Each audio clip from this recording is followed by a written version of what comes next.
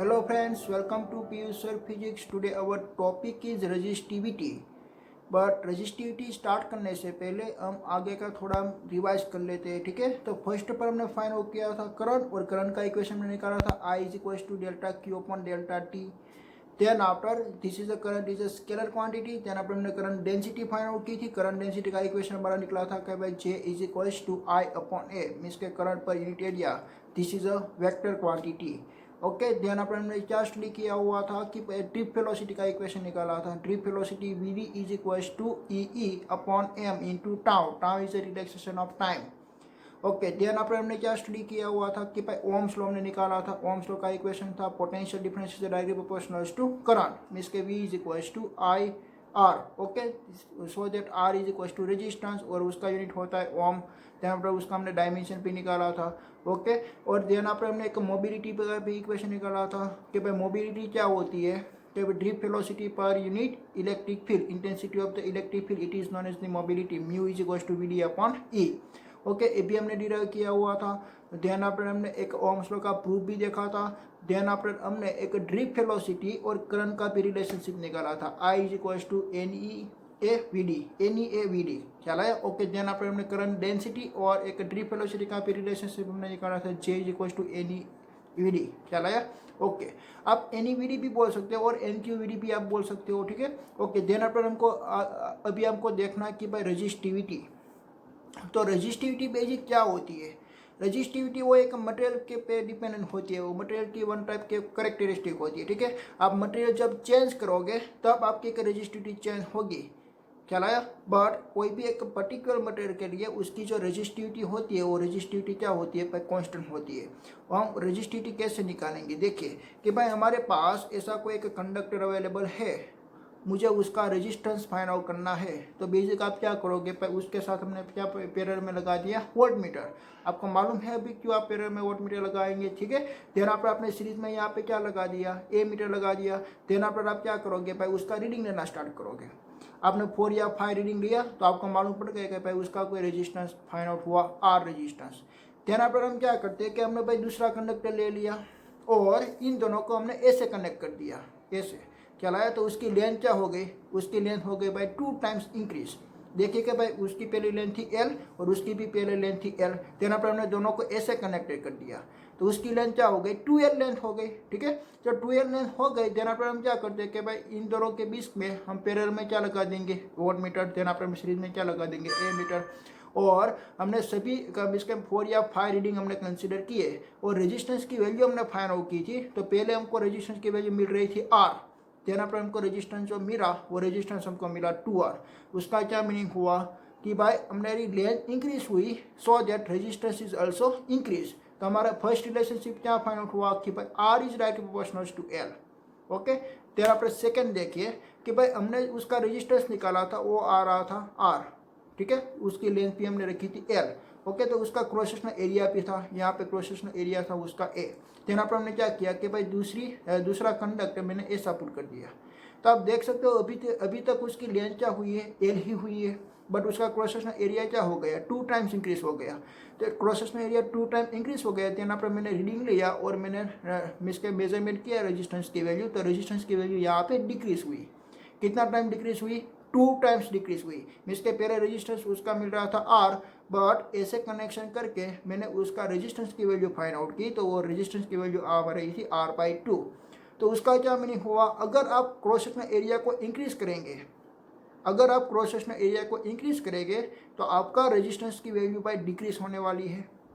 और अगर आप क्रॉस मीन्स के आप उसकी लेंथ इंक्रीज करेंगे, ऐसे आपने उसकी लेंथ इंक्रीज कर दिया, so that resistance is increase.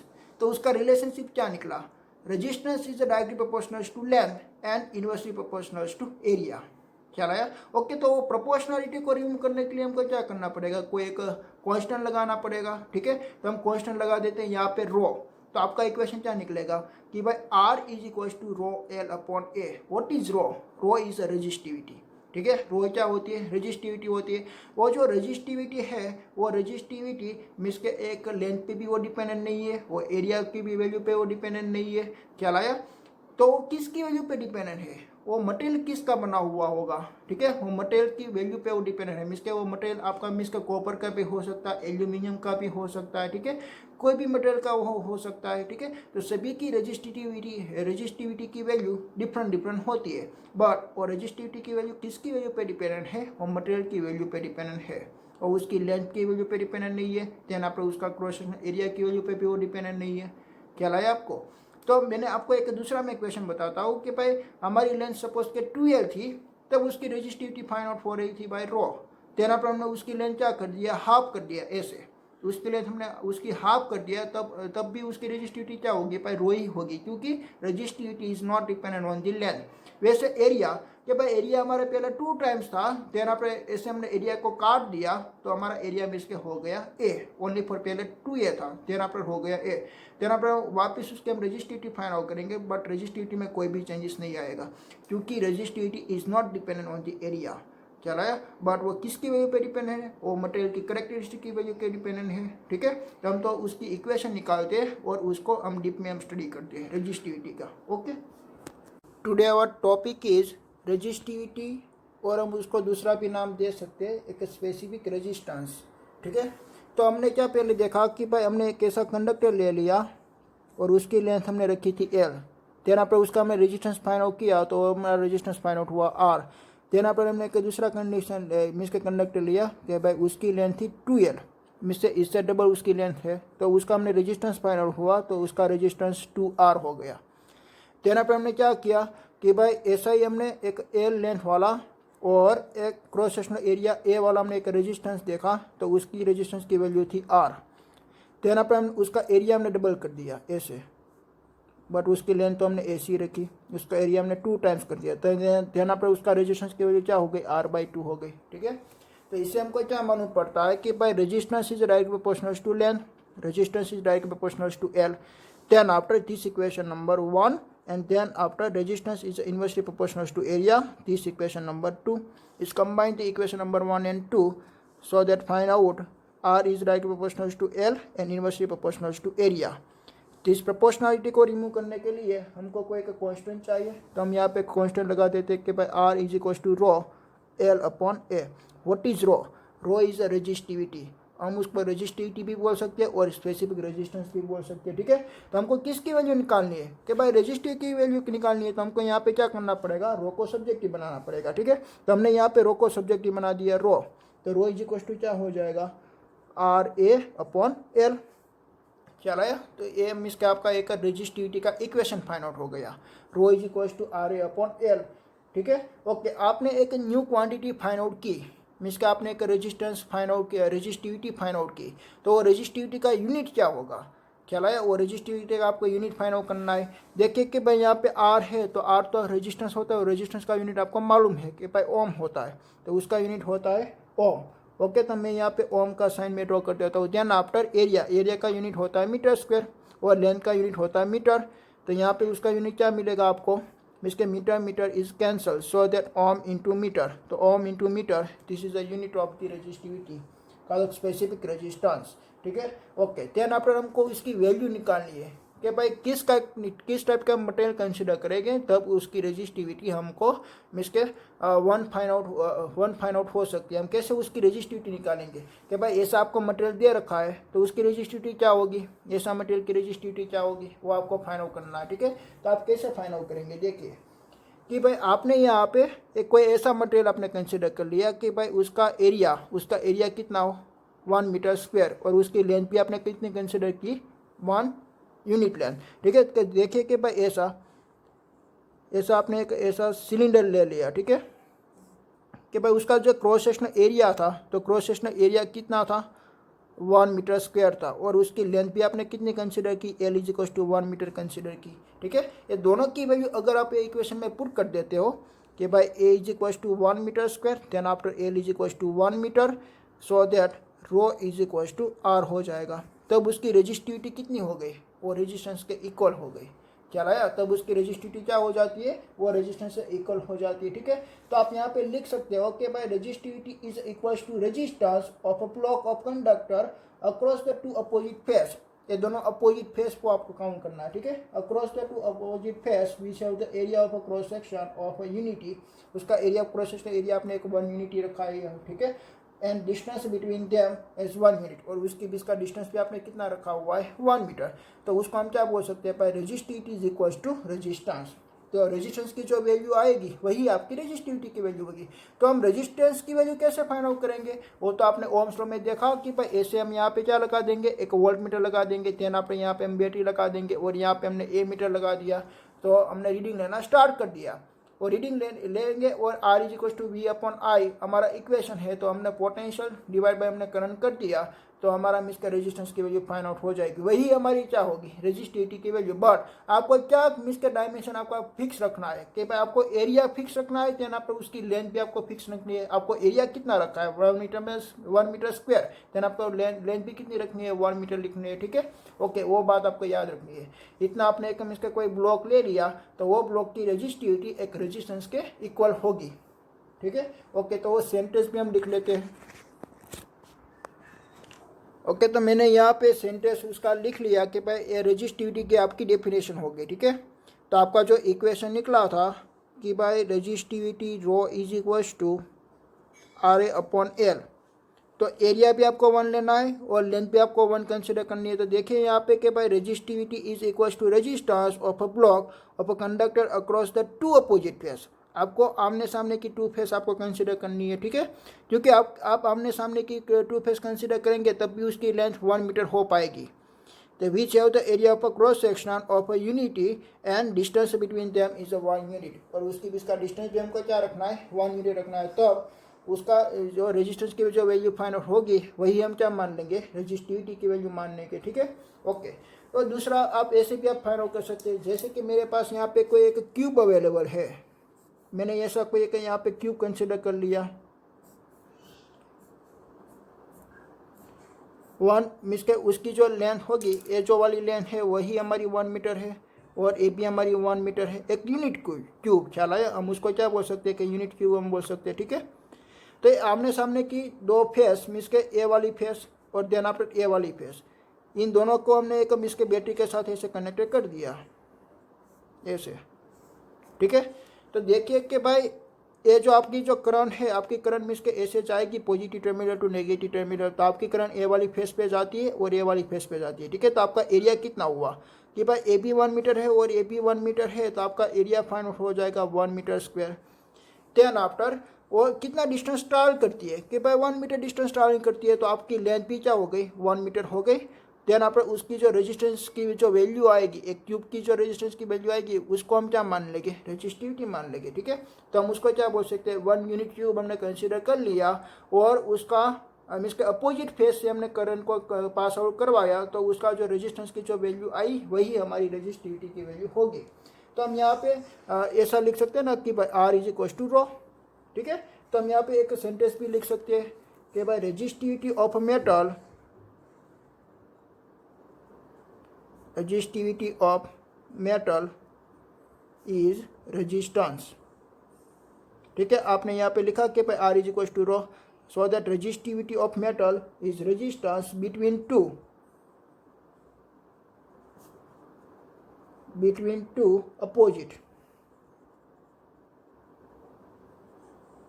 Face of unit cube, opposite face of unit cube of that matter। आप ऐसे भी आप डेफिनेशन लिख सकते हो, ठीक है।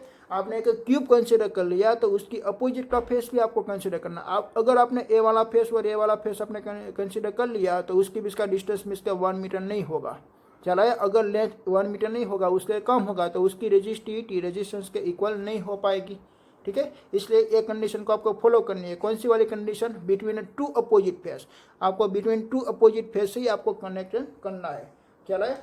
ओके, तो बेसिक हमने आगे स्टडी किया था कि भाई रेजिस्टेंस क्या होता है, what is the meaning of resistance. तो आप सीधा चले गए भाई ओम्स लॉ में, और ओम्स लॉ ने क्या बता दिया कि भाई V is directly proportional to I, so that V is equal to I are.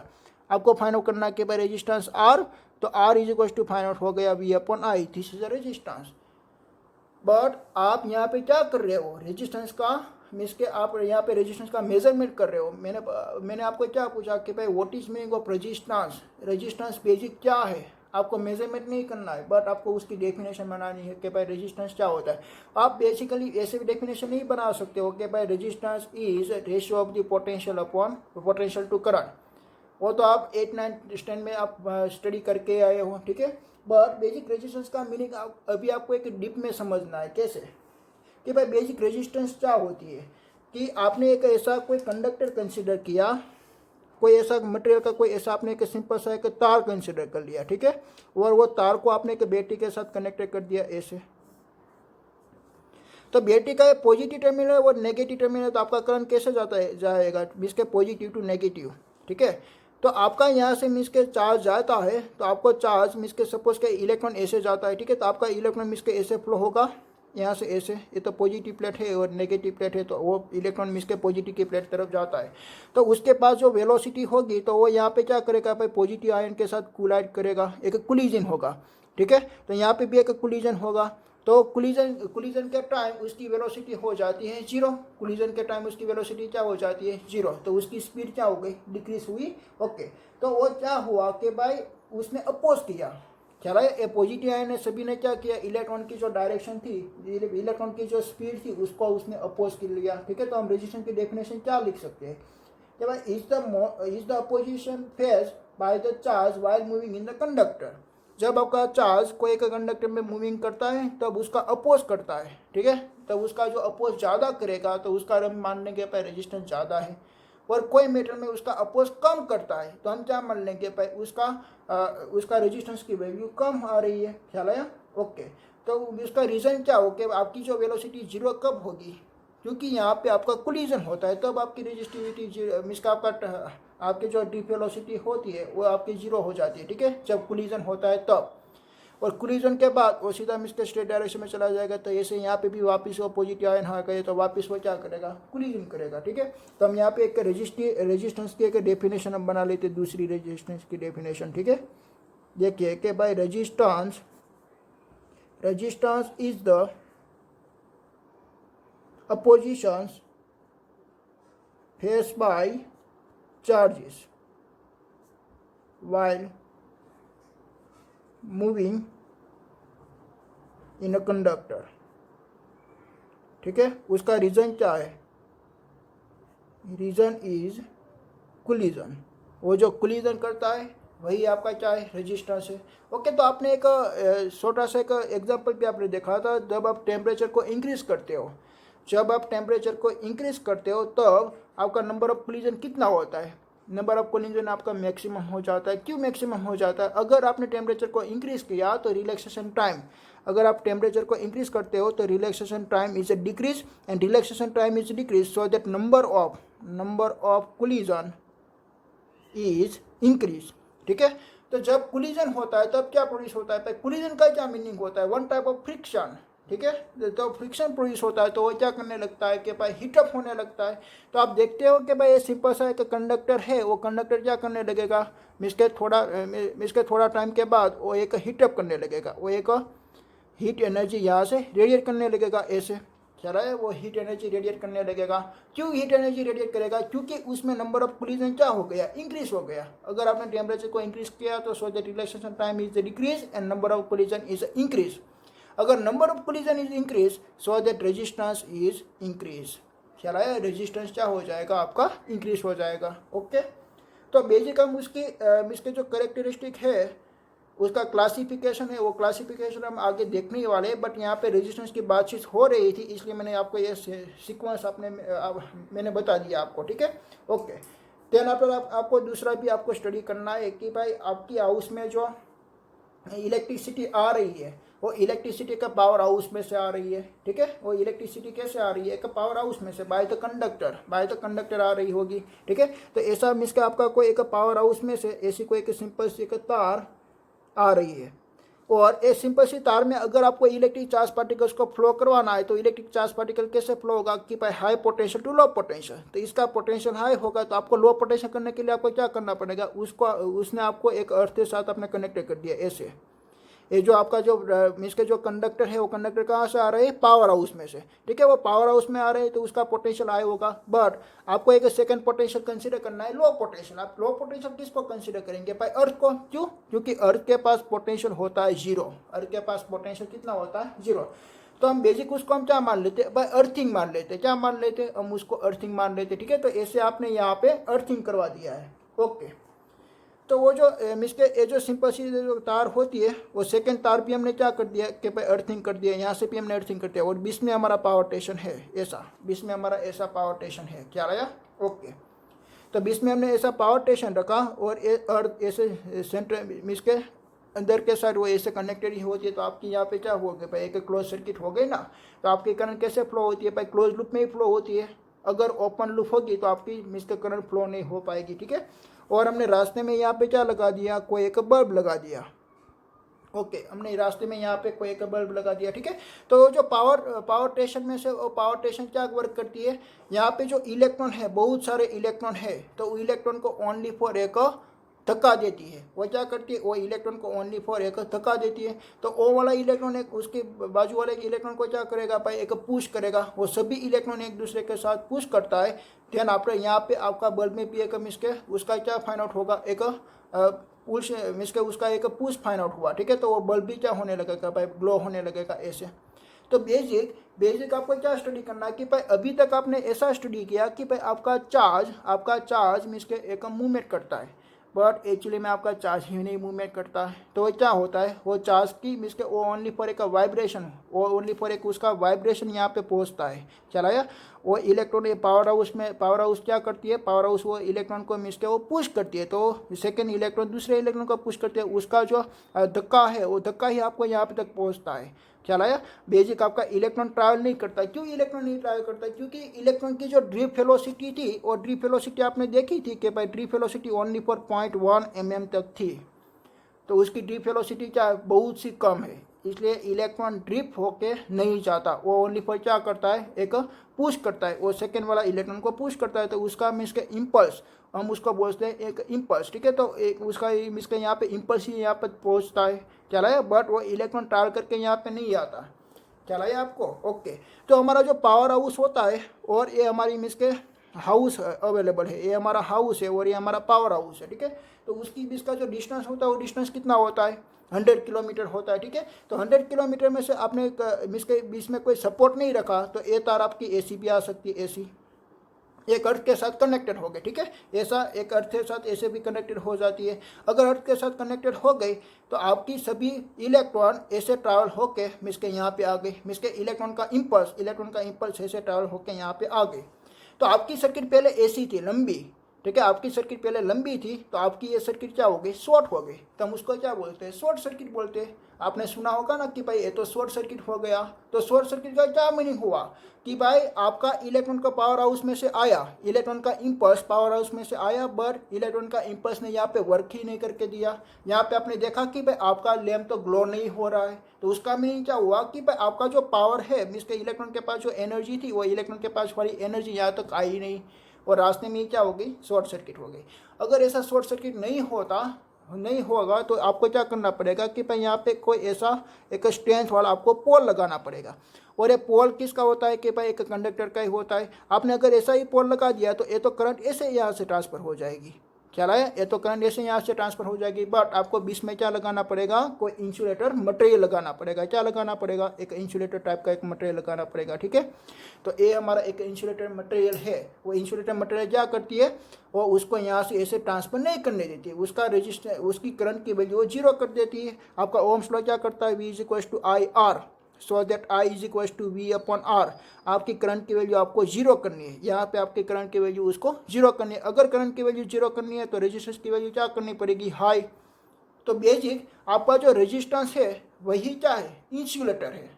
चलाया, मैं इस बात को समझाने के लिए मैंने आपको एक एग्जाम्पल दिया। ख्याल आया आपको कि भाई उसकी रेजिस्टेंस की वैल्यू आपने इंक्रीज कर दी, तो उसका मीनिंग क्या हुआ कि भाई एक इंसुलेटर मटेरियल है, और इंसुलेटर मटेरियल के पास एक कैरेक्टरिस्टिक होती है डाइलेक्ट्रिक स्ट्रेंथ, ठीक है। तो जिसकी भी डाइलेक्ट्रिक स्ट्रेंथ ज़्यादा, उसकी इंसुलेटर हम मानते हैं भाई गुड इंसुलेटर, उसको हम क्या मानेंगे, गुड इंसुलेटर। ख्याल आया। तो वो क्या वर्क करता है कि भाई इलेक्ट्रॉन को ऐसे वो ट्रांसफर नहीं होने देगा, तो क्या होगा, इलेक्ट्रॉन ऐसे स्टेट डायरेक्शन में जाएगा और दूसरा पोल हमने यहाँ पे लगा दिया। ऐसे बहुत सारा पोल हमने बीच में लगा दिया और यहाँ पे भी हमने इंसुलेटर मटेरियल को लगा दिया। ठीक है, तो ऐसे इलेक्ट्रॉन इसके आपके एक हाउस में से पास आउट होके और वापस पावर स्टेशन में आती है। अगर अब मैंने आपको ऐसा भी बोला था कि भाई आपका जो घर में जो जो तार आते हैं इलेक्ट्रिसिटी से, पावर हाउस में से जो 2 तार आते हैं, ठीक है, पर मैंने तो यहाँ पे एक ही तार ड्रॉ किया है। क्यों? क्योंकि एक तार को मैंने क्या कर दिया, अर्थिंग कर दिया। अगर आप अर्थिंग नहीं करना चाहते तो ऐसे आपको ले जाना पड़ेगा, तो आपका 2 तार हो गए। ठीक है, आप अर्थिंग कर देते तो आपको एक सिंगल तार भी मिल सकता है। अगर आपने अर्थिंग नहीं किया तो आपको 2 तार ले जाना पड़ेगा। ठीक है, ऐसा आपको 2 वायर ले जाना पड़ेगा। ओके, तो बेसिक आपका जो इलेक्ट्रिसिटी आपके हाउस में आती है तो वो ऐसे आती है। ठीक है, बट आपका इलेक्ट्रॉन ट्रैवल नहीं होगा। क्या होगा, ओनली फॉर एक इम्पल्स आपको मिलेगा, ओनली फॉर एक आपको वाइब्रेशन मिलेगा। ठीक है, और अगर आपका इलेक्ट्रॉन आता तो उसकी स्पीड क्या होती है, ड्रीप वेलोसिटी की स्पीड होती है 0.1 mm। बट जो इम्पल्स है, इम्पल्स की स्पीड कितनी है वो आप जानते हो, इम्पल्स की स्पीड है 3 × 10⁸ मीटर पर सेकेंड।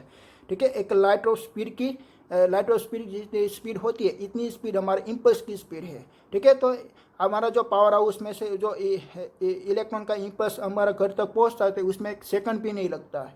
चला है, क्योंकि इम्पल्स की स्पीड कितनी होती है, 3 × 10⁸ मीटर पर सेकेंड होती है।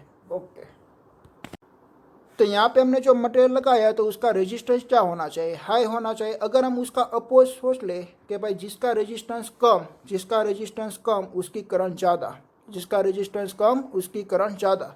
आप ऐसा कैसे सोच सकते हैं, देखिए कि भाई करंट की वैल्यू कितनी, करंट का इक्वेशन आपने ऐसा स्टडी किया था, NEAVD। ठीक है, NEAVD मीन्स के जो करंट है ना वो किसकी वैल्यू पे डिपेंडेंट है, नंबर ऑफ द इलेक्ट्रॉन की वैल्यू पे डिपेंडेंट है। तो मैंने आपको ऐसा बोला कि भाई कोई एक ऐसा कोई आपके पास मटेरियल है कि भाई उसमें नंबर ऑफ इलेक्ट्रॉन ही ज़्यादा नहीं है, नंबर ऑफ इलेक्ट्रॉन की स्ट्रेंथ ही कम है। अगर नंबर ऑफ इलेक्ट्रॉन की स्ट्रेंथ कम हो गई तो उसकी रेजिस्टेंस की वैल्यू क्या हो जाएगी, ज़्यादा हो जाएगी। पर मैंने आगे आपको क्या बोला कि भाई रेजिस्टेंस क्या होती है, resistance is a one type of the opposition होती है। ठीक है, वो एक कुलीजन करती है। नंबर ऑफ कुलीजन अगर इंक्रीज हो जाएगा तो आपका रेजिस्टेंस की वैल्यू क्या हो जाएगी, इंक्रीज हो जाएगी। बट नंबर ऑफ कुलीजन कब इंक्रीज होगा, जब आपकी नंबर ऑफ डेंसिटी ज़्यादा होगी तब नंबर ऑफ कुलीजन आपका इंक्रीज होगा। बट मेरा क्वेश्चन ऐसा है कि भाई आपने जो मेटल सरफेस कंसीडर की हुई है इसमें आपका नंबर ऑफ इलेक्ट्रॉन ही ज़्यादा नहीं है, नंबर ऑफ इलेक्ट्रॉन ही आपका क्या है, कम। अगर नंबर ऑफ इलेक्ट्रॉन ही कम है तो ट्रैवल कौन करेगा, ट्रैवल जो करेगा इलेक्ट्रिक चार्ज पार्टिकल वो ट्रैवल ही कम हो, उसकी इंटेंसिटी ही कम हो जाती है। क्यों? क्योंकि नंबर ऑफ इलेक्ट्रॉन की स्ट्रेंथ ही कम है ना, तो आपकी इंटेंसिटी भी क्या हो जाएगी, कम। आपकी अगर करंट की इंटेंसिटी कम हो जाती है तो आप क्या मान लेते हो, भाई उसका रेजिस्टेंस आपका ज़्यादा है। बट यहाँ पे नंबर ऑफ द कोलिजन भी क्या होगा, कम ही होगा ना, तब भी आपका रेजिस्टेंस की वैल्यू ज़्यादा है। ऐसा एक रेयर केस में होता है। चला है, ऐसा मटेरियल आपको एक रेयर केस में आप देखोगे कि भाई ऐसा मटेरियल में भी ऐसा होता है कि भाई अगर आपने एक नंबर ऑफ डेंसिटी आपने कम कर दिया तब भी आपका रेजिस्टेंस की वैल्यू क्या हो जाएगी, ज़्यादा हो जाएगी। क्यों? क्योंकि आप यह मानोगे भाई उसका करंट कम हो गया। करंट क्यों कम हो जाता है, क्योंकि रेजिस्टेंस की वैल्यू इंक्रीज हो जाती है तब। पर ऐसा मीनिंग, ऐसा जरूरी नहीं है कि भाई यहाँ पे रेजिस्टेंस इंक्रीज हुआ तो उसका नंबर ऑफ कोलिजन ज़्यादा होगा। आपको ये भी सोचना पड़ेगा कि भाई उसके पास नंबर ऑफ इलेक्ट्रॉन की डेंसिटी भी क्या हो सकती है, कम हो सकती है। ठीक है, तो और इसके लिए भी आपका करंट का वैल्यू बाय डिक्रीज हो सकता है। ठीक है, ओके, ऐसा मटेरियल हम देखेंगे आगे। ओके, ठीक है, हम दूसरा उसका जो रेजिस्टेंस है, रेजिस्टेंस का हम इन्वर्स हम क्या मान लेंगे, भाई कंडक्टेंस। रेजिस्टेंस का इन्वर्स होता है कंडक्टेंस। ओके, तो कंडक्टेंस हम किसको मानेंगे, भाई इनवर्स ऑफ रेजिस्टेंस। तो उसका यूनिट क्या होगा कि भाई रेजिस्टेंस का यूनिट क्या था, ओम था, तो उसका यूनिट क्या होगा, मो होगा। ठीक है, और दूसरा भी हम लिख सकते हैं कि भाई साइमन, उसका यूनिट हम साइमन भी लिख सकते हैं। ठीक है, ओके, देन आफ्टर कि भाई हमारा जो ये रेजिस्टिविटी है तो रेजिस्टिविटी का इनवर्स क्या होता है, कंडक्टिविटी होता है। जो हमारा रो है ना कि उसकी इनवर्स हमारी कंडक्टिविटी, और कंडक्टिविटी को हम सिग्मा मान लेते हैं, तो सिग्मा इज इक्वल टू हम क्या लिखेंगे, 1/ρ लिखेंगे। और उसका यूनिट क्या होगा कि भाई हमारा रेजिस्टिविटी का यूनिट क्या होगा, ओम × मीटर था, तो उसका यूनिट हमको क्या मिलेगा, ohm inverse and metre inverse. चला यार, और ये वैल्यू को हम क्या बोलते हैं, कंडक्टिविटी। तो कंडक्टिविटी किसकी प्रॉपर्टी है, अब आपको मालूम पड़ गया होगा कि भाई रेजिस्टिविटी किसकी प्रॉपर्टी थी, इंसुलेटर मटेरियल की। और कंडक्टिविटी किसकी प्रॉपर्टी है, जो गुड कंडक्टर है उसकी कंडक्टिविटी ज़्यादा होती है। चला है, उसकी कंडक्टिविटी ज़्यादा हुई थी, जिसकी करंट की वैल्यू ज़्यादा उसको हम बोल सकते हैं भाई उसकी कंडक्टिविटी ज़्यादा है। ठीक है। तो कंडक्टिविटी का यूनिट हमको नहीं निकाल लिया कि भाई मो इनवर्स नहीं बोल सकते, हम मो बोल सकते हैं, का तो ओम इनवर्स बोल सकते हैं, ohm inverse into metre inverse, ठीक है। तो वो हमारा मीन्स का यूनिट में निकला हमारा कंडक्टिविटी का। ओके, नेक्स्ट हमको देखना है कि हमने जो ओम्स लॉ हमने स्टडी किया ना उसका वेक्टर फॉर्म हमको देखना है, ठीक है। ओम्स लॉ का वेक्टर फॉर्म, बेसिक हमारी ओम्स लॉ का मीन्स के इक्वेशन जो था वो क्या था, V is equal to I R था, V is equal to I R था, ठीक है। ओके, तो इसमें R इज इक्वल टू हम क्या लिख सकते हैं, हमने अभी आप एक इक्वेशन बनाया कि भाई resistance is directly proportional to L, inversely proportional to area, तो R इज इक्वल टू हम लिख सकते हैं रो L अपॉन A, ठीक है। तो ऐसा हम यहाँ पे लिख सकते हैं। ओके, तो हम यहाँ पे लिख देते हैं कि भाई V इज इक्वल टू आई और रो की आर की वैल्यू हम पुट कर देते हैं रो एल अपॉन ए, और I upon A is equal to क्या था, करंट डेंसिटी का इक्वेशन था। जे इज इक्वल टू हम क्या लिख सकते थे, आई अपॉन ए मीन्स के करंट पर unit area is equal to current density J, तो हम उसकी भी वैल्यू हम यहाँ पे पुट कर सकते हैं कि भाई V is equal to J rho L, ठीक है। तो ऐसे हमारी वैल्यू यहाँ पे फाइंड आउट हो गई। ओके, ध्यान आप हम दूसरा भी इक्वेशन हम बना सकते हैं, कैसे कि देखिए कि भाई हमारा जो बेसिक बीच के पोटेंशियल डिफरेंस और इलेक्ट्रिक फील्ड के डिफरेंस का जो रिलेशनशिप था वो हमारा इक्वेशन क्या था, V इज इक्वल टू हमने मीन्स के electric field E is equal to हम क्या मान लेते हैं V अपॉन एल, मीन्स के E is equal to D B upon D R, और डी आर के बदले मैंने यहाँ पे एल लिख दिया, ठीक है। तो यहाँ पे potential difference V is equal to आप क्या लिख सकते हो, E इंटू एल आप लिख सकते हो, ठीक है। तो यह हमारा मीन्स के इक्वेशन फाइंड आउट हो गया। ओके, तो V इज इक्वल टू आप लिख सकते हो E into L, V is equal to E into L आप लिख सकते हो, ठीक है। ओके, तो आप E into L is equal to आप क्या लिख सकते हो, E into L is equal to आप क्या लिख सकते हो कि भाई जे रो एल भी आप लिख सकते हो, जे रो एल, ख्याल आया, क्योंकि जे रो एल है, जे रो एल है तो इज इक्वल टू आप मीन्स के यहाँ पे एल अवेलेबल है और यहाँ पे भी आपका एल अवेलेबल है, तो E इज इक्वल टू आप क्या लिख सकते हो, देखिए कि भाई यहाँ पे मीन्स के जे अवेलेबल है ना, ये जे हमको क्या बताती है, एक करंट डेंसिटी होती है, जे हमारी क्या होती है, करंट डेंसिटी। ओके, यहाँ पे रो अवेलेबल है, यहाँ पे क्या अवेलेबल है, रो, तो मैं क्या कर जाता हूँ, ये एल है ना, तो ये एल को मैं इस साइड में ले आता हूँ, ठीक है। एल को मैं इस साइड में ले आऊँगा, तो देखिए कि भाई V upon L is equal to क्या हो जाएगा, जे इंटू रो हो जाएगा, और V upon L is equal to हम क्या लिख सकते हैं, E लिख सकते हैं। तो आप ऐसे भी कर सकते हो कि भाई E is equal to J रो, ठीक है। और देन आफ्टर रो, तो रो को मैं इस साइड ले आऊँगा, तो E upon rho is equal to J, और 1 upon rho is equal to आप क्या लिख सकते हो, सिग्मा, मीन्स के रेजिस्टिविटी का इनवर्स होता है कंडक्टिविटी, ठीक है। तो यहाँ पे आप ऐसा भी रिलेशनशिप बना सकते हो कि भाई J is equal to sigma into E, J is equal to sigma into E. This is the most important Ohm's law in vector form. चला है, आपको पहले क्या करना है मैं वापस कटवा देता हूँ, V is equal to I R, आपके आर की वैल्यू आपको यहाँ पे पुट कर देनी है। Then after J is equal to होता है आई अपॉन ए, तो I upon A, then after V is equal to क्या हो गया, J rho L find out हो गया। देन आफ्टर आपको क्या करना है कि भाई एल को, ये सब छोड़ दीजिए कि भाई आपको एल को यहाँ पे लाना है, तो V upon L is equal to आपको क्या लिखना है, यहाँ पे E, तो यहाँ पे आपने E लिख दिया, तो E is equal to J रो, और रो को आपने इस साइड ले आए क्योंकि आपको करंट डेंसिटी फाइंड आउट करनी थी, तो E अपॉन रो, तो 1 upon rho is equal to क्या होता है, सिग्मा, तो जे इज इक्वल टू क्या फाइंड आउट हो गया, sigma into E find out हो गया, ठीक है। और करंट डेंसिटी हमारी मीन्स के वेक्टर क्वांटिटी होती है, और इलेक्ट्रिक फील्ड भी हमारी वेक्टर क्वांटिटी होती है, तो हम उसको बोल सकते हैं ohms law in vector form. Okay, next आपको रिलेशनशिप निकालनी है, relationship between resistivity and relaxation time की, रेजिस्टिविटी एंड रिलैक्सेशन टाइम की, ठीक है। तो इसलिए अब मैंने यहाँ पे दो इक्वेशन मैंने यूज़ किया है, जे इज इक्वल टू आप ए वाला भी इक्वेशन ले सकते हो, जे इज इक्वल टू आपने देखा कि भाई एन होता है, एन, ठीक है। देन आप जे इज इक्वल टू दूसरा भी अपने यहाँ पे इक्वेशन निकाला था सिग्मा इंटू ई, तो ये दोनों क्या हो गया, इक्वल ही हो गया ना, तो एन इज इक्वल टू आप क्या लिख सकते हो, मीन्स के आप sigma E is equal to भी ऐसा भी लिख सकते हो NeVd, तो Vd आपका क्या है, एक ड्रिप वेलोसिटी है, ठीक है। तो ड्रिप वेलोसिटी का इक्वेशन क्या होता है, drift velocity Vd is equal to E upon M into tau, ठीक है। तो इसकी वैल्यू आपको यहाँ पे पुट कर देनी है, तो sigma into E is equal to NE, और Vd के लिए E upon M into tau. Okay, तो यहाँ पे सिग्मा देखिए, यहाँ पे भी E अवेलेबल है, यहाँ पे भी E, तो E आपका कैंसिल आउट हो गया, तो सिग्मा इज इक्वल टू यहाँ पे क्या फाइंड आउट होगा, N square tau upon M, ठीक है। बट आपको रेजिस्टिविटी की रिलेशनशिप फाइंड आउट करनी है ना, ये तो कंडक्टिविटी है, तो conductivity sigma is equal to हम क्या लिख सकते हैं, 1 अपॉन रो लिख सकते हैं, ठीक है, इनवर्स ऑफ रेजिस्टिविटी। तो यहाँ पे 1 अपॉन सिग्मा के बदले हम 1 अपॉन रो यहाँ पे लिख देते हैं, 1 upon rho is equal to क्या आएगा, n square tau upon m आएगा, ठीक है। So that rho is equal to हमको क्या मिलेगा, rho is equal to m upon n e square into tau. Okay, तो ये हमारा रिलेशनशिप फाइंड आउट हो गया रेजिस्टिविटी और रिलैक्सेशन टाइम का। तो आपको अभी मालूम पड़ा कि भाई आपकी जो रेजिस्टिविटी है वो किस किस की वैल्यू पे डिपेंडेंट है। देखिए ये ई और एम ये तो हमारा क्या हो गया, एक स्पेसिफिक चार्ज हो गया, ठीक है, तो उसकी वैल्यू तो कांस्टेंट होती है। और रिलैक्सेशन टाइम और किसकी वैल्यू पे चेंज होती है, एक टाइम की रिस्पेक्ट में, एक टाइम नहीं, एक टेम्परेचर की रिस्पेक्ट में, बट आपने एक टेम्परेचर तो कांस्टेंट मान लिया, तो रिलैक्सेशन टाइम भी आपका कांस्टेंट हो गया। तो आपकी रेजिस्टिविटी किसकी वैल्यू पे डिपेंडेंट है, नंबर ऑफ इलेक्ट्रॉन की वैल्यू पे वो डिपेंडेंट है। चलाया, अगर number of electron is a decrease, अगर number of density is a decrease, so that resistivity is a maximum. अगर number of density is a maximum, so that resistivity is a minimum. चलाया, तो किसकी value पे dependent है, एक material की value पे डिपेंडेंट है। और सभी मटेरियल में number of density different different होती है, इसलिए हमने क्या बता दिया था कि भाई resistivity is dependent on the different different material.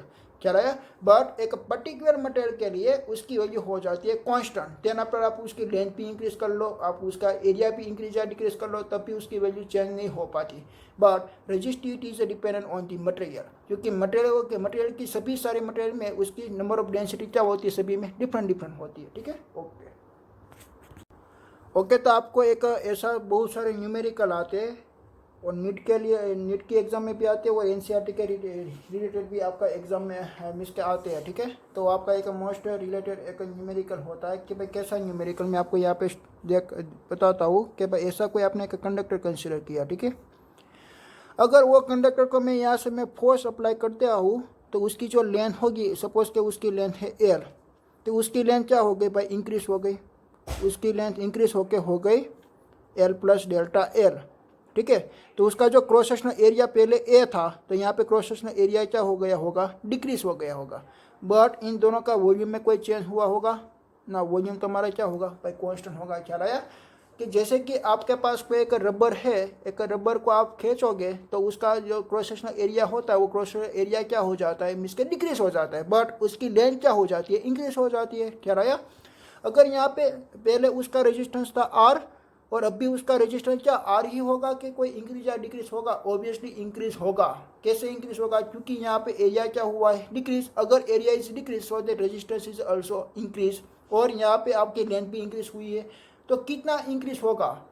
तो मैंने क्या आपको बताया, मेरा क्वेश्चन ऐसा है कि भाई मेरी लेंथ पहले एल थी, बट मैंने यहाँ पे ऐसा फोर्स बहुत ज़्यादा लगा दिया, तो उसकी लेंथ हो गई भाई 2 टाइम्स, मीन्स के उसकी लेंथ हो गई डबल, ठीक है। तो उसकी लेंथ डबल हो गई, तो मेरा रेजिस्टेंस की वैल्यू क्या होगी भाई, डबल होगी, या मीन्स के कितना रेजिस्टेंस की वैल्यू ज़्यादा होगी। तो आपका रिलेशनशिप तो ऐसा है ना कि भाई resistance is directly proportional to L, but उसकी लेंथ डबल हुई है तो उसका एरिया भी कोई डिक्रीज होगा। तो आपको ए बी रिलेशनशिप लगाना पड़ेगा कि भाई resistance is inversely proportional to area also. चलाया, तो आप ऐसे डायरेक्ट नहीं बता सकते हो कि भाई आपकी लेंथ 2 टाइम्स इंक्रीज हो गई है, इसलिए आपका रेजिस्टेंस भी 2 टाइम इंक्रीज होगा। बट इन दोनों के केस में आप क्या कर रहे हो, मिसके एक सिंपल सा वायर को आप एक मिसके ड्रॉ कर रहे हो, मिसके वो पुश कर रहे हो, ठीक है। तो पुश करने के लिए आपका इमेज की जितनी लेंथ आपकी इंक्रीज होती है, इतने उसकी क्रॉस सेक्शनल एरिया आपका डिक्रीज होता है, वो आपको बात याद रखनी है। चलाया, ओके। तो यहाँ पे मिसके क्या क्या कांस्टेंट होता है कि भाई आपका वॉल्यूम कांस्टेंट होता है, ठीक है। दोनों केस के लिए आपका वॉल्यूम कांस्टेंट होता है। हमारा क्वेश्चन कितना कैसा है कि भाई आपका एक वायर, आपको एक वायर दिया हुआ है, wire is draw two double length, आपको लेंथ उसकी डबल करनी है, ठीक है। तो आपकी रेजिस्टिविटी रो क्या होती है, resistivity is a constant, L N A is change, आपकी मिस के लेंथ और एरिया आपका चेंज होगा। आप भले ही ना लेंथ चेंज करो, बट तब भी आपका एरिया चेंज होता है। But volume is not change, ठीक है। आपका वॉल्यूम में कोई चेंज नहीं होता, ठीक है। तो उसकी मैं कैलकुलेशन में आपको बताता हूँ। देखिए कि भाई दोनों का वॉल्यूम क्या है, सेम है। तो मैं यहाँ पे क्या ले लेता हूँ, V M is equal to V two, this is a volume. What is a volume, volume is equal to area into length, so that L1 is equal to L2। But यहाँ पे आपको क्या याद रखना है कि भाई यहाँ पे आपको दिया हुआ कि भाई L1 is equal to 2 times L2, ठीक है। सॉरी, आपकी एक दूसरी जो लेंथ थी वो आपकी फर्स्ट लेंथ से 2 टाइम इंक्रीज थी, तो आप ऐसा भी लिख सकते हो, L2 is equal to 2 L1, okay. तो ए रिलेशनशिप आप यहाँ पे लगा सकते हो, ख्याल है आपको। तो मैं क्या करता हूँ, देखिए यहाँ पे A1/A2 कर देता हूँ और यहाँ पे L2/L1। What is L2? L2 is equals to 2L1/L1, so that L1 is cancelled, so that A1/A2 is equals to क्या फाइंड आउट हुआ 2। ओके, देन आफ्टर आपको दूसरा क्या याद रखना है कि भाई दोनों की रेजिस्टिविटी क्या होगी, सेम, मीन्स के ρ1 इज इक्वल्स टू ρ2। और रेजिस्टिविटी का इक्वेशन आपने निकाला, कैसे निकाला था, रो इज इक्वल्स टू RA/L आता है, ठीक है, RA/L। ओके, तो यहाँ पे हम यूज़ कर लेते हैं कि भाई R1A1/L1 is equals to R2A2/L2। तो हमको क्या फाइंड आउट करना है, रेजिस्टेंस का रेशियो फाइंड आउट करना है, ठीक है। तो R2/R1 हमको फाइंड आउट करना है, तो हम R1 को यहाँ पे लाते हैं, R2/R1, ठीक है। R1 को हम यहाँ पे ला गए, तो L2 यहाँ हमारा यहाँ पे हो जाएगा L2/L1 और A1/A2 आएगा। तो A1/A2 इज इक्वल्स टू आपने क्या लिखा हुआ था, A1/A2 इज इक्वल्स टू 2। तो यहाँ पे मैं 2 पुट कर देता हूँ, तो आपका इक्वेशन क्या होगा, L2/L1 इंटू 2, और L2 इज इक्वल्स टू क्या आएगा, 2L1, ठीक है। तो यहाँ पे मैं क्या पुट कर दूंगा, 2L1, तो आपका R2/R1 इज इक्वल्स टू क्या हो गया, 4। So that R2 is equals to 4R1, means का आपका रेजिस्टेंस कितना टाइम इंक्रीज हुआ, 4 टाइम इंक्रीज हुआ, ख्याल आया। तो आपको ऐसा सोचना पड़ेगा कि भाई लेंथ इंक्रीज करने से आपकी एरिया भी डिक्रीज होती है, अगर एरिया भी डिक्रीज होती है तो रेजिस्टेंस भी भाई इंक्रीज होगी, ख्याल आया।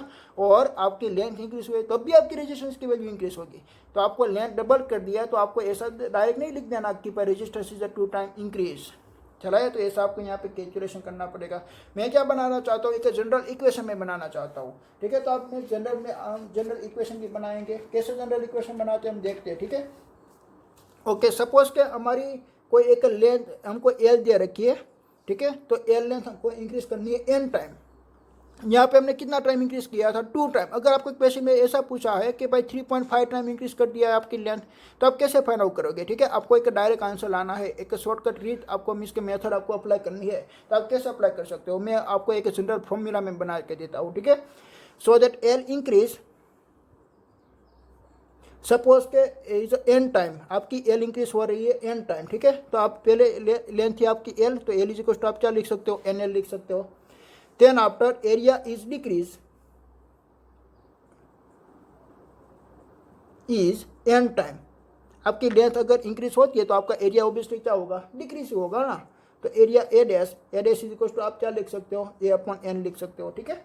ओके, और जनरल आपका रेजिस्टेंस का इक्वेशन क्या होता है, R is equal to ρL/A होता है, और रेजिस्टिविटी बोथ केस में आपकी सेम होती है, ठीक है। तो R dash is equal to आप क्या लिखेंगे भाई, R dash is equal to rho, क्योंकि रो तो दोनों में सेम होती है, L/A डैश आती है।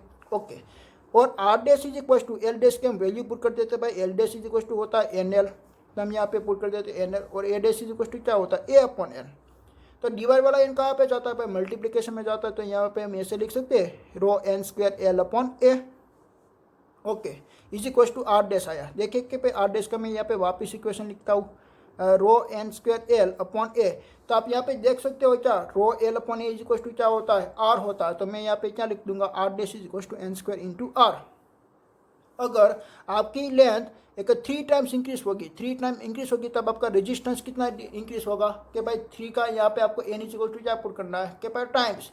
तो आपको यहाँ पे 3 पुट कर दो, तो 3 का स्क्वायर हो जाएगा कि भाई 9 टाइम्स आपका रेजिस्टेंस इंक्रीज होगा। अगर आपको कोई फ्रैक्शन में दिया हुआ कि भाई आपका रेजिस्टेंस इंक्रीज होता है 3/2 टाइम्स, तो आप यहाँ पे क्या पुट कर देंगे भाई, 3/2 पुट कर दीजिए, तो आपका रेजिस्टेंस कितना इंक्रीज हो गया, 9/4 टाइम्स, ठीक है। आपकी लेंथ सपोज के 3/2 टाइम्स इंक्रीज होती है, तो आप ऐसे आप डायरेक्ट पुट कर सकते हो, ठीक है। तो ये आपका जनरल इक्वेशन फाइंड आउट होगा। बट इसमें आपने क्या किया कि भाई आपने 2 वायर आपने कंसिडर नहीं किए, आपने एक सिंगल तार ही कंसिडर किया था, उसने आपने फोर्स लगाया, तो उसकी लेंथ आपकी ज़्यादा हो गई, तो उसका एरिया क्रॉस सेक्शनल एरिया भी क्या हो गया, डिक्रीज हो गया, ठीक है। वो वाले कॉन्सेप्ट से आप इक्वेशन लाए हैं। ओके।